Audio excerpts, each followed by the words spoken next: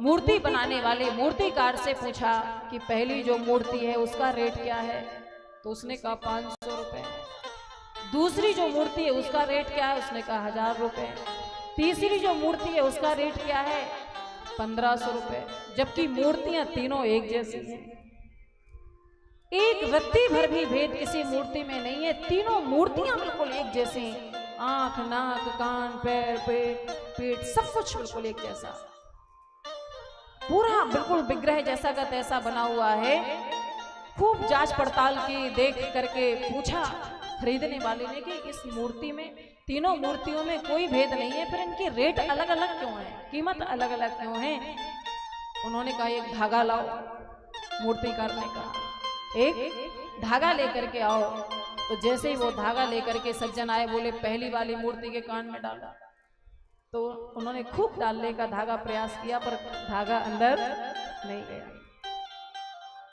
दूसरी मूर्ति के नजदीक जाओ, दूसरी मूर्ति के नजदीक गए, उसके कान में धागा डालो। तो कान में जैसे ही धागा डाला तो इधर से डाला और इधर से निकल गया।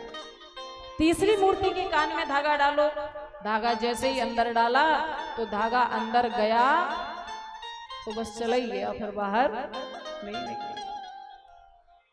तो ये कहानी हमने आपको क्यों सुनाई, ये उदाहरण क्यों दिया, इसलिए क्योंकि श्रोता भी 3 प्रकार के होते हैं।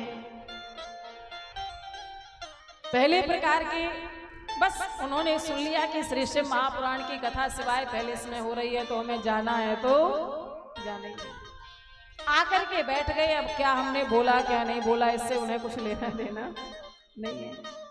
दूसरे जो होते हैं वो सुनते तो हैं, पर इधर से सुनते जाते हैं और इधर से निकालते जाते हैं। उनकी कितनी कीमत है, 1000 रुपए। और जो उच्च कोटि के, जो श्रेष्ठ कोटि के, जो उत्तम प्रकृति जिसकी होती है, वो श्रोता कैसे होते हैं, सच्चे श्रोता जो सुना उसको अंदर ले जाते हैं, ग्रहण कर लेते हैं, उस पर चिंतन करते हैं, विचार करते हैं और फिर अपने जीवन में उतारने का प्रयास करते हैं। तो कीमत किसकी है, जो सुन करके धारण कर लेता है।